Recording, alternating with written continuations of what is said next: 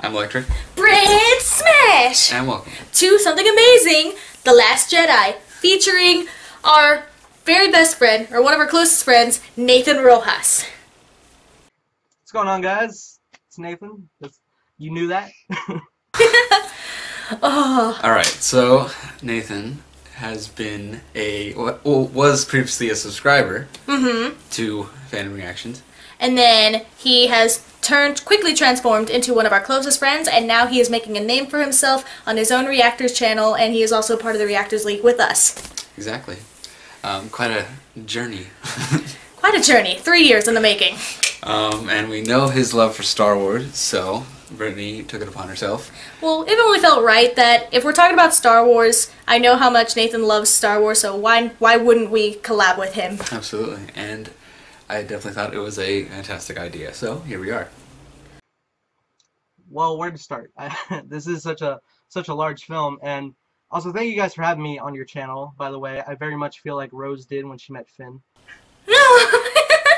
big moment. Hey, I love Rose. Rose is cool. She is. First things first, let's start out with the big reveal that we're going to start out with what we ended for The Force Awakens and how big of a moment that was. So, what are you guys' thoughts on Luke's reaction to getting his lightsaber back?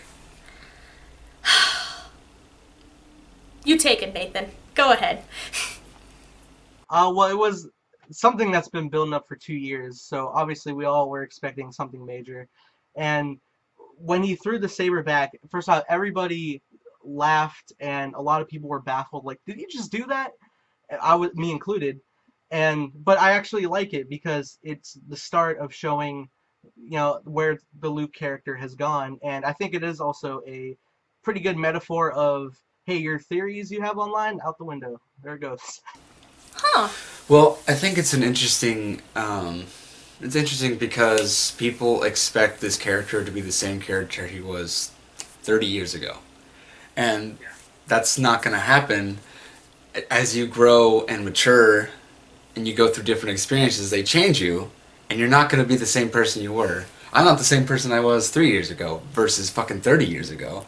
So the fact that people want this character to be the same person we saw in the Return of the Jedi is sort of crazy. I was one of those people that laughed about it in the theater. I thought it was hilarious. I'm like, wait, what? But I like what you guys both had to say, because it's true. And a lot of people's complaints, first off, about the movie were it's not the same as before. Well, if it's not, then watch what they made before, because that's its own iconic thing. And I liked that was what Nathan said, the first step of showing that not only is his character not the same as before, and they're starting something new, but the series, it's its own little mini trilogy, just like how the prequels, whether you liked it or not, it's its own entity. And they're trying to reinforce that this new trilogy is its own entity. Well, you're exactly right, because this story is not about Luke, this story is not about Han, this story is not about Leia. They are in it, but it's not about them. I think that's one of the main things we learned about from Doctor Strange. It's not about you. Ooh, bringing in some Marvel shit in here. But yeah, it's not about them. What's up? Disney crossover? But yeah. We got them rights. We can do it. I think that's the main thing to take away from this. You're absolutely right. It's their own thing, and it's not about what we've seen before. It's something new. Alright, so we could go with what opened up. We got to see Poe, and we got to see Rose's sister actually give a heroic sacrifice. Oh my god.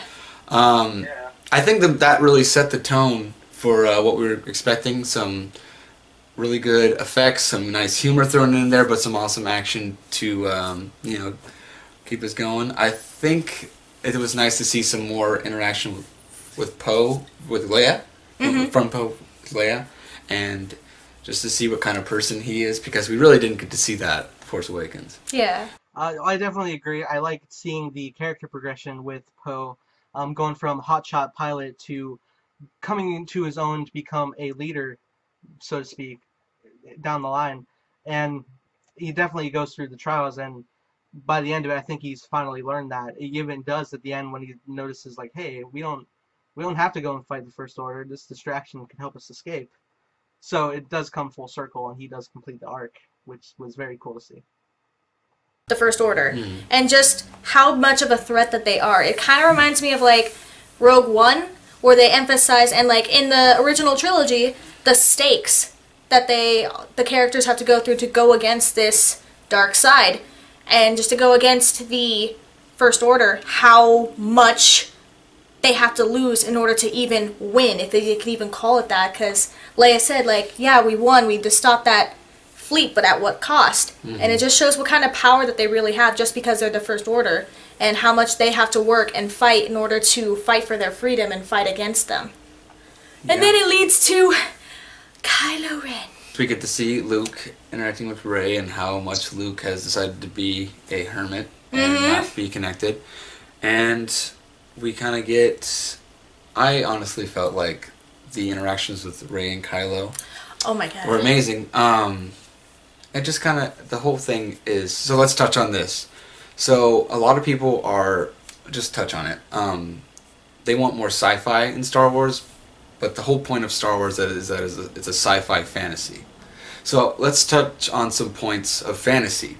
Let's touch on how Leia... Let's touch on the scene where Leia is in space, and then we'll also touch on Rey and Kylo's scenes, because those are more fantasy. So let's first talk about the Leia scene. What do you guys feel about that one, where she's in, she's blown up? I have some points. Okay. Yes. I really feel like there's a couple things to touch on leading into that scene, like Kylo's first interaction with Snoke. Yes. Because it very much is starting off just like beating his spirit, just like, because he wanted him to be the next Darth Vader, but he only views him as just like a ridiculous child in a mask, and even like take out that ridiculous helmet off. And you see Kylo later in the elevator, he's very affected by it, and he's just very much going with his theme of let the past die. He crushes his helmet, and there was a really cool Easter egg I saw. Like the first time he crushes it, the helmet gets crushed into like the triangle mouth that Vader has, so it kind of looks like a Vader helmet, and then that makes him more angry, and then he just completely obliterates it. Wow. Then he jumps to the fighter. And Yeah. attacks for Leia. That's a good point. Didn't realize that. I did see his anger rise after he did the first hit. Yeah, to touch on what you're talking about, because honestly, man, there was so much in the movie that thinking about it chronologically, it was like, oh my gosh, so much happened. How much he gave to be Where he was, and to only have his his dreams like destroyed, crushed. And then it also, the first part when you first meet him and Snoke saying that in his anger and letting go of all that, it kind of redeems what happened in The Force Awakens for his character, where everyone's complains like, why is he wearing a helmet? He doesn't need it. He kind of became a meme kind of for some people, and the fact that like he squashed that right away. He has a resolve. He just needs to will it out, and he finds a resolve this time when he's like, let the past die. I believe that was a really good choice by the filmmakers to say. It was honestly kind of a message saying, this is not who you think he's going to be. Like, this is not this is not the meme you made him to be. He's his own character. He's not just going to follow it. He's going to be Kylo Ren. He's not going to be discount Darth Vader, So I think that was a really cool message to even start it out with that. Yeah. Just like you said, Nathan, let the past die. That's exactly what he wants to do. And then it leads to him getting into the ship, and they go attack the rebels who are trying to escape with all that they have, with the resistance dying, and they're all on one ship, well, one big ship with many other little ships, and the fact that they're all trying to run away and they're hot on their tails, and just Kylo. And personally, for the scene coming up with Leia, everyone's dread was, were they going to kill this character? And so many people were speculating, are they going to kill Leia? It was Definitely very tension filled, especially when you saw it in the trailer. It was like, oh, there's no way he's gonna do that. They wouldn't just give it away. And then you see he doesn't, and going back to what Snoke was saying, like even Kylo was like I killed Han Solo, I didn't hesitate, and Snoke goes, yeah, but it broke your spirit to the bone. You're still so full of light. So he jumps, that's why he jumps in the fighter to go knock out Leia, but even then he still can't do it. which was the pure shock when the TIE fighters come behind him and blow up the bridge. And I was very worried because I didn't want it to be a death of the character just because, unfortunately, the actress has passed. I thought that was a little cheap, so I was very pleasantly surprised to see the Force scene we got.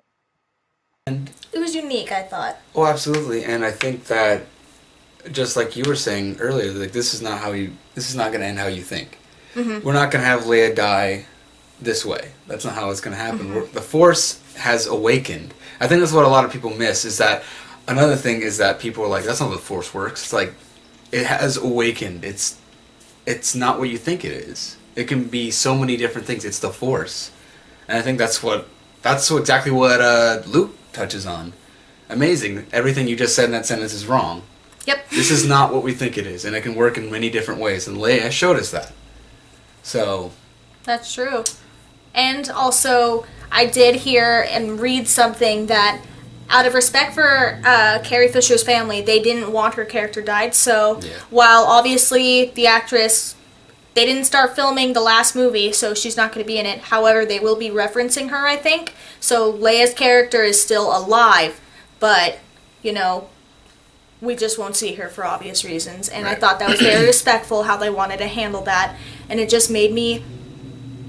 I sobbed, and it made me love the character more, and just the fact that it, like, you're right, the Force works in multiple various ways, and they respected her character at the same time, and showed that, because Luke and Leia are both twins, so they both should possess the Force, which we touched base on in the first, like, trilogy, but we never saw it. So the fact that we actually got to see her, like, use it a little more instead of just her psychic link with Luke, you know, I thought that was fantastic. all right. Definitely. I do want to make another point about the scene because it's actually been getting a lot of flack lately. A lot of people thought it was ridiculous and like she's flying through space, which sounds way more ridiculous than it needs to. She's not flying. She's just pulling her weightless body to the ship, and I thought it was really cool not only to see her Force power, but you know, from my nerdy side, I've seen the show Star Wars Rebels, and I've seen the same act happen where a guy flies into space and uses the Force to get back. So I guess I was more accepting there, but either way, I think it still worked. And there was this really cool thing. This novel came out that is canon. It's called From a Certain Point of View. Oh. It touches on different points of it touches from different points of the Star Wars universe, and one of which was Ben Kenobi and Yoda right before A New Hope. They're like talking on Dagobah, and Ben says, "I'm going to bring Luke to you," and Yoda was very apprehensive about that. He wanted Leia because Leia was a lot more collected, a leader at her young age, and she wasn't whiny or hot-headed as Luke was. So that's an interesting thing to also think about, that Yoda wanted to train Leia originally. That's interesting. I know about that book because of my work, but I think I didn't even know about that. That's pretty cool. Well, yeah, because even like Yoda says towards the end of Empire Strikes Back, there is another, which means if you're going to say there's another that can, what he's implying is that there's another person that can defeat the Sith, and that's a lot of, that's a lot to put on someone's shoulders. So, but it felt like he could. That just, and then what Nathan just said reaffirms that. Yeah. Let's talk about Luke's sort of acceptance to actually finally train Rey. That's when after he watched her grab the lightsaber on her own. And she's like, well, first she was doing it with her staff, and then she grabbed the lightsaber and she has this natural force. Yes. Which is interesting. Sorry, I want to jump to other places too. But like, okay. I thought that was cool because, I mean, it wasn't like he was like, oh, maybe, like, he didn't change his resolve on how he's like, oh, the Jedi need to end and, like, we shouldn't do this, like, I don't want to do this. He's like, I'll help you, but that's it. It was more of like that mentality, I thought, for Luke. Oh, I thought another amazing scene was when she enters the Jedi Temple and he's behind her. I don't know, Nathan, maybe you want to add a couple points about, it really brings into question The Force Awakens, about what is she doing? Yeah. I mean, in our, to be fair, in our kind of minds, we're like, okay, here's what's going to happen. Poe and Finn are going to be in the Resistance. Rey will learn from Luke, and they will both go and fight Snoke and Kylo. That's what we think was going to happen. To an extent, you know, I think that is the kind of progression that maybe some of us thought. But it's not just, you know, bringing it back to what you said. It's not going to end how you think. You know, it brings the question, how long... Rey knew these people for days. Yeah. She knew Han Solo for days. What is she doing? Well, she does say the line, something inside me has always been there, and now it's awake, and I need help. So that she wants to understand what the Force is, and what she can do. Right. Right. Okay, let's just talk about all the scenes with Rey and Kylo Force talking, just have them together. Yes. Kind of their progression. What did you think about the scene in general? Because obviously we haven't seen something like that to that extent, to where they're actually able to somewhat physically be there. What did you think about that? Well, I definitely love Force Skype. Yeah. No, but it was really interesting, especially at the end of their first interaction when Kylo's wiping his face and the water from the island is there. And it's just it's exploring the Force even more, which I think is very fascinating. And the Force is such a complex thing that can do so much that we still don't understand. And I'm sure there's still even more we don't know. So the fact that it introduced stuff like this was really cool, and it definitely paid off for a epic finale with Luke. Exactly. I thought of if you guys watch Star Wars: The Clone Wars, there's a specific episode I thought in like I think season 3 or 2. I don't know what the episode calls. Maybe you'll remind me. But it's when Obi-Wan and Anakin and Ahsoka get trapped on this island, on this planet, with the guy who talks about the Force and how there's the light and the dark. And they have to have a balance. Exactly. And I feel like that was a nice kind of homage to that, so it made, because Rey and Kylo Ren, for reasons now that we know, they are the balance. They represent the light and the dark. And the fact, like, it reminded me of that, so I didn't think it was too far-fetched, the fact that they could, like, talk to each other and communicate like that, because they are connected in that way. So I didn't think it was too abstract if they're the new pillars for the light and the dark. If they're that powerful, because Luke has mentioned that, like, he's seen that raw power, and of course it scared him with Kylo, but it also kind of scared him with Rey. And so, but they also, like, understood each other in a way when they would talk. It's not like they both, like, disagreed with each other, but they understood each other through their Force communication. When they were talking with each other, like, trying to, like, make them see, she's trying to pull him to the light, he wants to pull her to the dark, but they understand each other on some point. And I feel like all their interactions, and even as they talk, they get stronger, with the wiping of the water off his face, or the fact when they fought a little bit, they could feel it.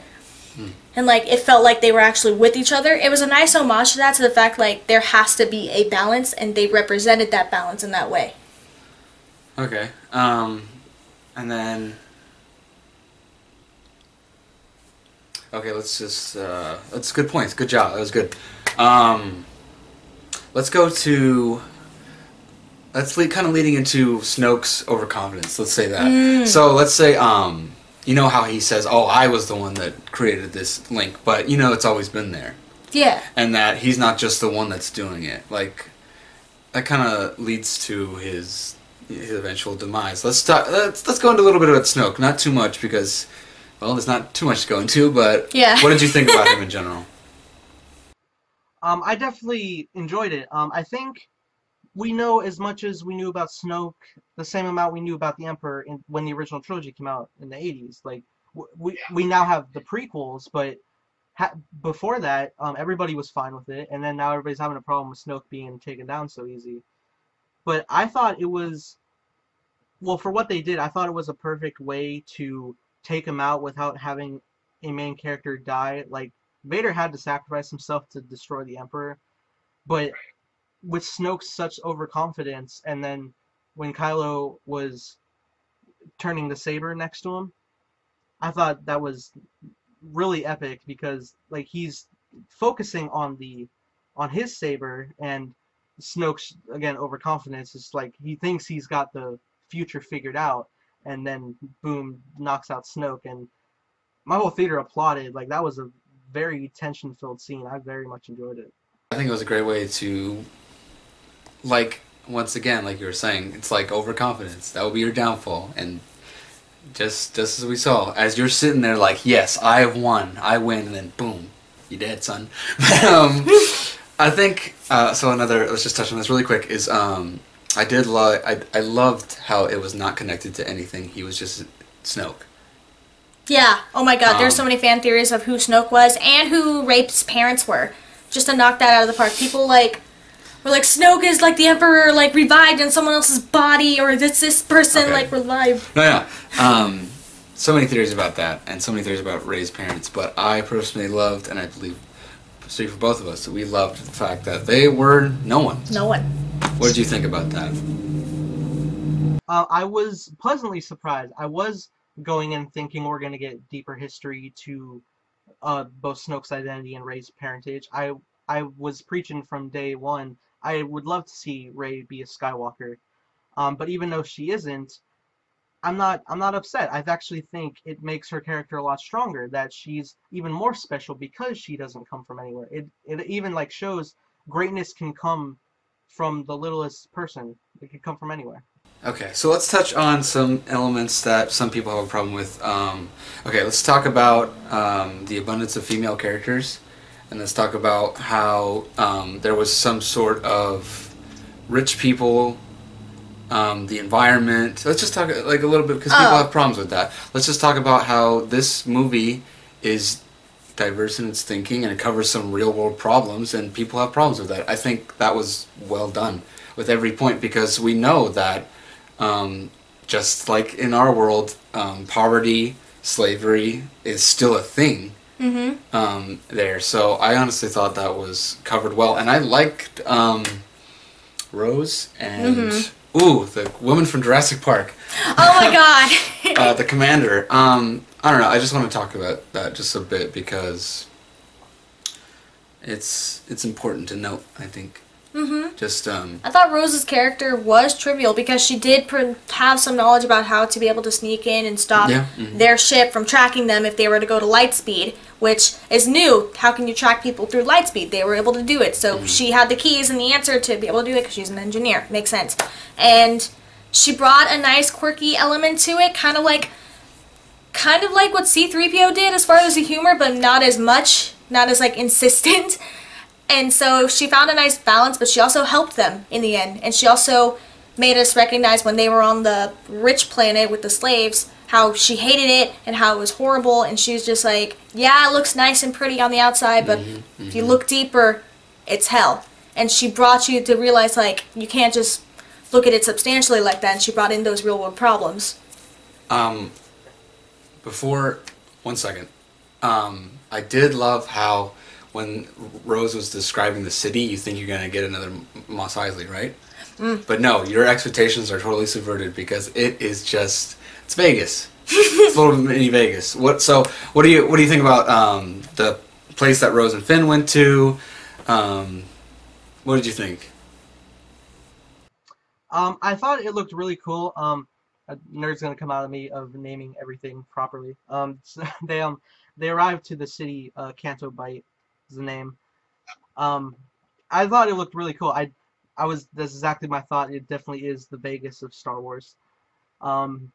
It looked really cool. I love all the creature designs. I especially love the creature design of the horse type animals they freed. I thought that was a cool design, and a lot of them were, other than the scenes when they were running, I love that a good majority of everything in this film was practical effects, and I thought they were all pulled off really well, and definitely worked well. I hear a lot of people saying the film kind of beats you over the head with the message of the animal abuse and all that, but upon watching it again, it really doesn't. It's not like they tell you, like, oh man, they beat these horses, it's awful. But no, they don't do that. They just like kind of show a behind the shot, and you can see like the animals have scars, and it just, you have to like look deeper into it even though you do get the message, and it is, you know, kind of said, it isn't like bashing you over the head. It is like it's a good message to get across, and I thought it was executed very well. Yeah, that's a really good point because a lot of people look surface level. Oh, they're bringing in all these tough women. Oh, look, they're talking about animal abuse. Oh, look, they're talking about how rich people are bad. Well, I personally thought you're talking about it as if there aren't any like tough guys. Yeah, there's more abundant female strong characters, but that doesn't take away from the strong male characters that there were. Kylo literally did a turnaround from The Force Awakens and took out Snoke. Poe grew as a leader, so I think maybe we can expect in the next movie he's going to be an amazing leader, since that was what his arc was, to try to learn from that. Finn is finding his place within the Resistance, since before he was just trying to run away from the First Order. And so they're all finding their way, and at the end, Luke found his resolve by helping the Resistance have that chance to get away and just overthrowing Kylo Ren mentally and just leaving him. Was like, you do this and I'll always be with you, and now he is. Yeah, no, good point. No, you're absolutely right, and with the points you're touching on is, if you look surface level, like I said, you'll see all these things, but if you look deeper, you'll see that it's just equal. Mm-hmm. And that's what we're trying to get at. Yeah. And if you just stop looking so surface level, you'll see we have just diverse characters that are diverse in themselves. Yeah. Like we expect the Admiral Lady. She's like, oh, I'm just gonna. Your plan is just to escape. Like, how dare you? Like, but she totally turns it on its head. And yeah. I'm gonna make the sacrifice play me, and it's like, holy shit! And the way that was an awesome scene when she's fucking. We've never seen that because I think what was it? I don't remember what movie, but it's like, oh, we have the coordinates, but if we get them wrong, we're gonna smash right into something, and we finally get to see like smashing into something while doing that. Like that was amazing. That was awesome. Okay, so yeah, we'll get away from this kind of topic. I just want to touch on it just a bit, but let's talk. Let's jump. We'll jump a little bit. Well, let's jump to Luke's appearance at the base. Let's jump there. How did you feel about that, Nathan? Seeing that? Seeing him show up with his first appearance on Crait. Yeah, we'll jump. Yeah, exactly. His first appearance. Okay, well. First off, I thought it was really cool, not only for him to reunite with Leia, but I was also thinking, man, those caretakers are really good at giving him haircuts. Right? Because it was his younger appearance, and that was a big thing. Not only did he get to reconnect with Leia, which was a really great scene, but also he got to do that quick wink to C-3PO, which was nice because Luke's really the only one who treated him decently in this series. Yeah. And what was really cool was when he was walking out, and then everybody started to stand up and see him. The shot where Poe sees him, right before he gets up, there's three Resistance troops behind him that sees Luke, and that's actually all of Mark Hamill's children. Oh. So that was a cool cameo. That's so cool. I did have my mind was kind of like going when he was walking out onto the battlefield because I saw he had his lightsaber, the one that got split in half on the ship.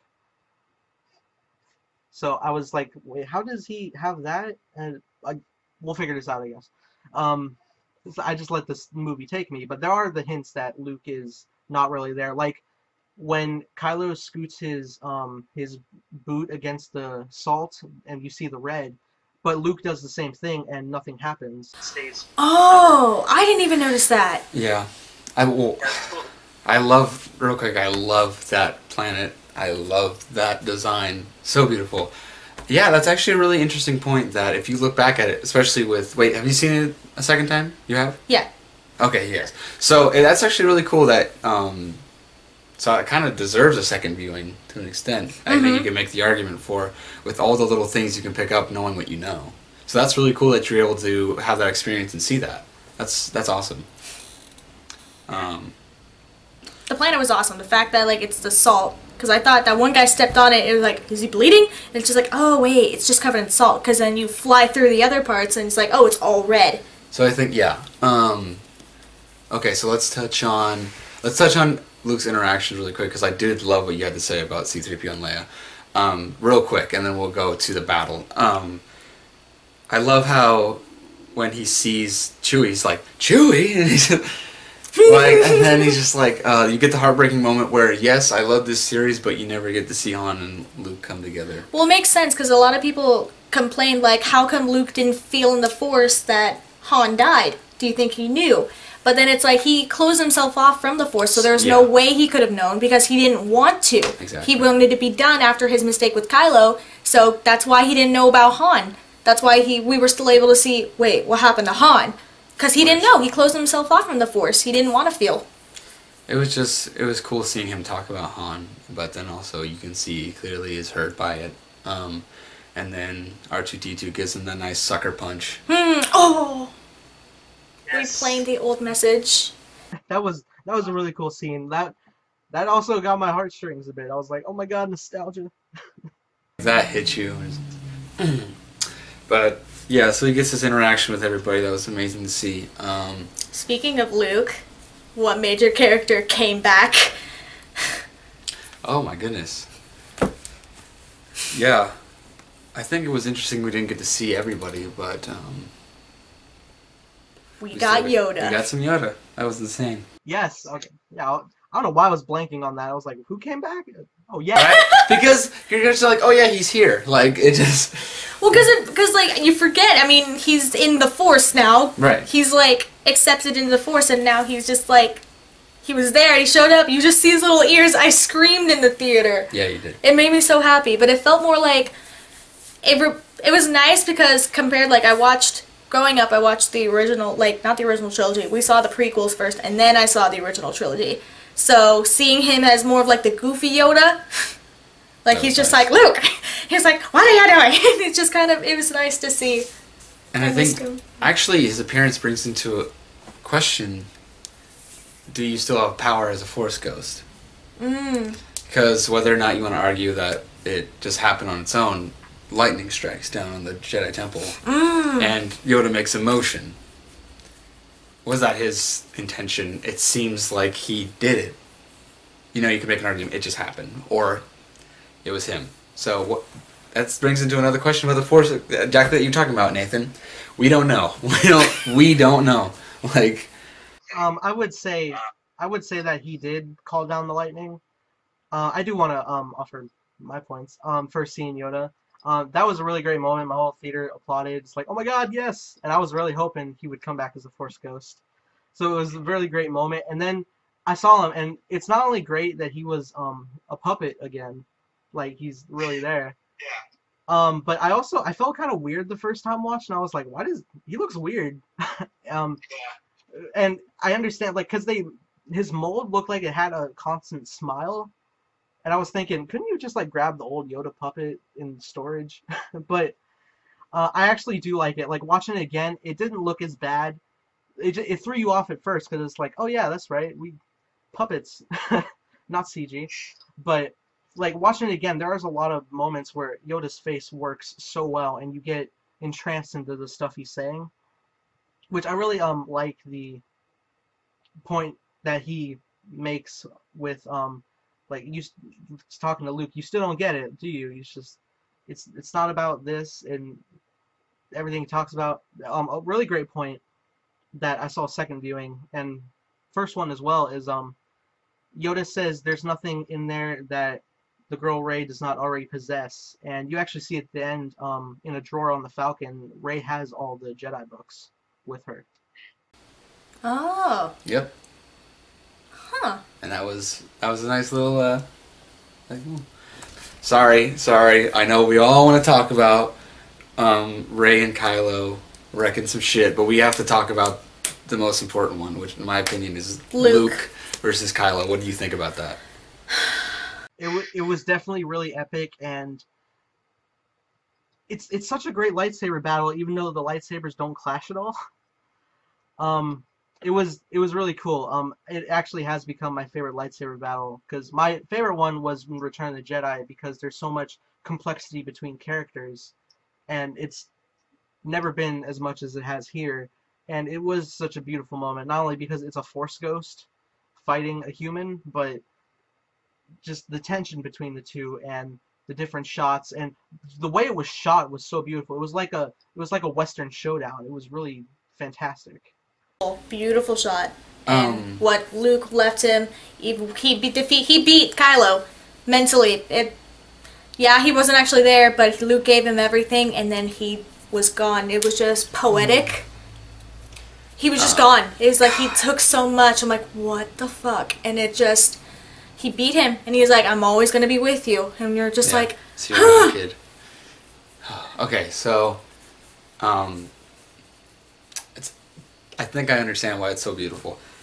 Okay, so real quick, I watch Star Wars Rebels sometimes as well, and for those who haven't watched, sorry, but Darth Maul dies. So Obi-Wan and Darth Maul have their final battle on Tatooine, and it is 3 lightsaber strikes. It is literally 3. That is it.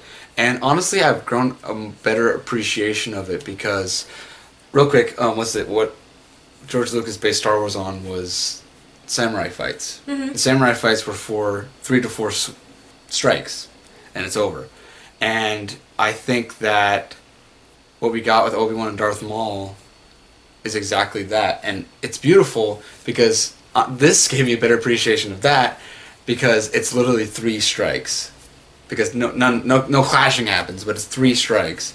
And another thing, it's totally like a Western with a samurai battle mixed in there, and it's amazing because at the same time we get to see classic poses. Because the teaser trailer for Star Wars: The Force Awakens, it's like you have the dark side, and then you see Kylo going through the snow, and he has a pose, and this pose is very unique to him. He stops, he crouches a little bit, and he goes bam. That's his pose, and then you get classic Luke. And just seeing all that come together gave me a greater appreciation of. A lightsaber battle doesn't have to be the Phantom Menace. Is it amazing in the Phantom Menace when Darth Maul and Qui-Gon and Obi-Wan fight? Absolutely, it's amazing. It really set the tone for what lightsabers battles could be. yeah. But they don't have to be just that. They can be like Luke versus Vader in Return of the Jedi. They can be Obi-Wan versus Darth Maul in Star Wars Rebels. They can be anything.